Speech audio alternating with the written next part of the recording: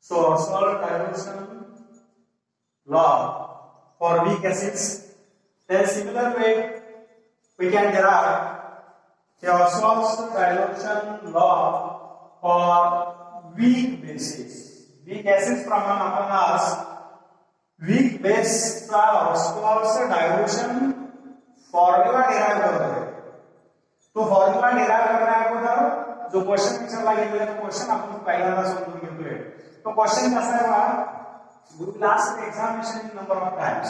Explain Ostwald's dilution law or formula for weak acid or weak bases. आता weak acids नंतर weak bases चा formula आपण derive करतोय. Look here. Consider again one mole of weak base. Notation काय आहे त्याचा? DOH आहे. DOH is dissolved in P decimeter cube volume of the solution.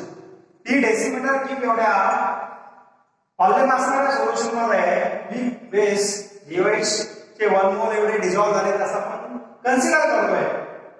Okay, then this weak base dissociates partially in solution because it is a weak base, that's why it dissociates partially in solution. Then this dissociation reaction in solution is represented as त्याच weak base चे त्या solution मध्ये असणारे dissociation reaction आपल्याला या पद्धतीने represent करता येईल. रिएक्शन इसके काय BOH reversible gives B plus OH minus. दोन आयन्स तयार होतील B plus दुसरा OH minus. ओके, आता आपल्याला या समीकरणाचा डिसोसिएशन कॉन्स्टंटचे इक्वेशन मिळवायचं आहे. त्याला आपण बेस डिसोसिएशन कॉन्स्टंट म्हणतो.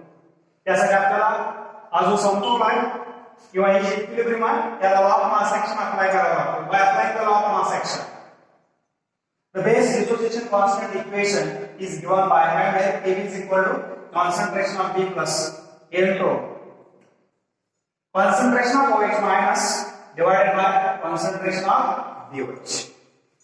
हे इक्वेशन ला इक्वेशन नंबर आपण 1 म्हणलेला आहे. इक्वेशन 1 कोणाचा आहे? It is an equation of base dissociation constant.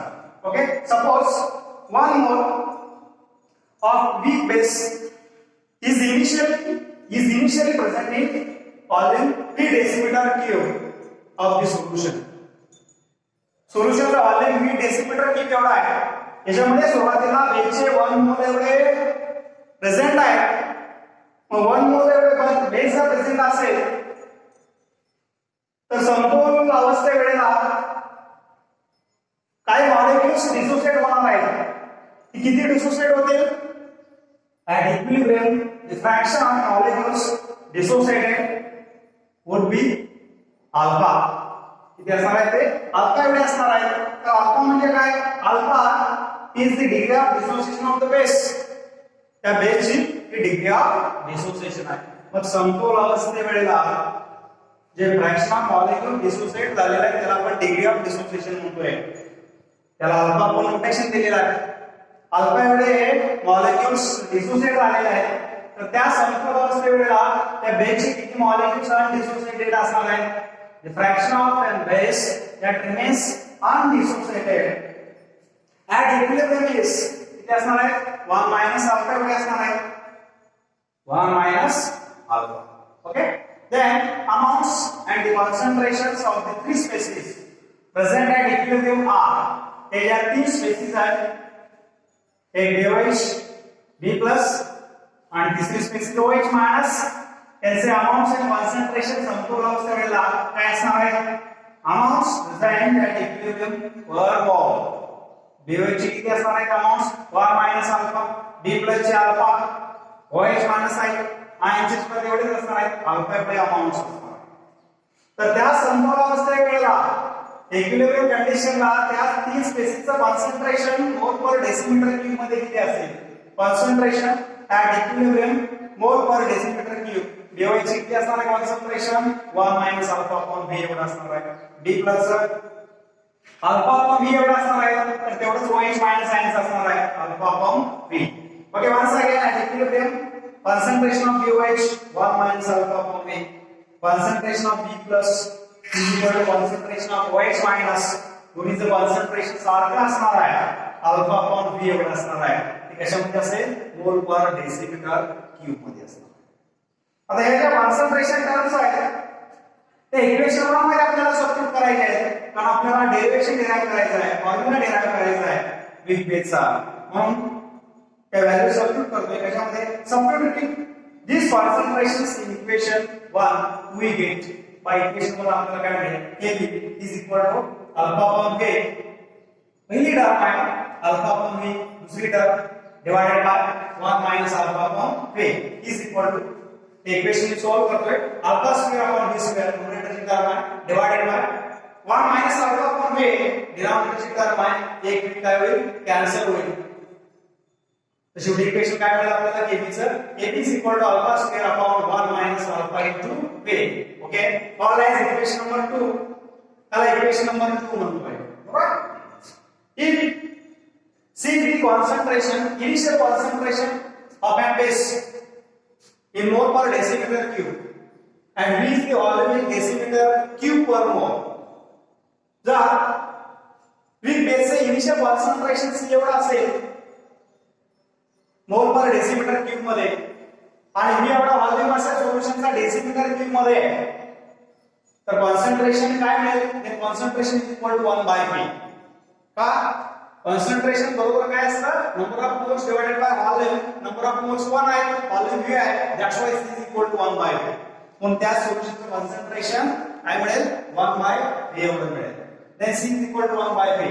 therefore replacing 1 by V in equation 2 we get. पण इक्वेशन 2 मध्ये जी 1 बाय V टर्म आहे ते आपल्याला कॉन्सन्ट्रेशन ला रिप्लेस करायचे आहे. मग कॉन्सन्ट्रेशन ला रिप्लेस केल्यानंतर तेच इक्वेशन काय मिळेल, Kb is equal to alpha square into C upon 1 minus alpha. What is equation number 3? त्याला इक्वेशन नंबर 3 म्हणतोय. आता इक्वेशन नंबर 2 आणि 3 कडे पाहायचं. हा हे दोन इक्वेशन काय आहे, equation 2 is the equation of dissociation constant of weak base in terms of volume. Equation 3 काय आहे, base dissociation constant equation in terms of not volume, in terms of concentration. Okay, so equation 2 and 3 is also important. Then as base is a weak base, a base कसा है, weak base है, and for weak base असेल तर alpha degree of dissociation is very small as compared to unity. weak base असेल तर alpha हा अतिशय लहान असतो, अतिशय कमी असते degree of dissociation युनिटीच्या तुलनेत. hence 1 minus alpha is approximately equal to 1.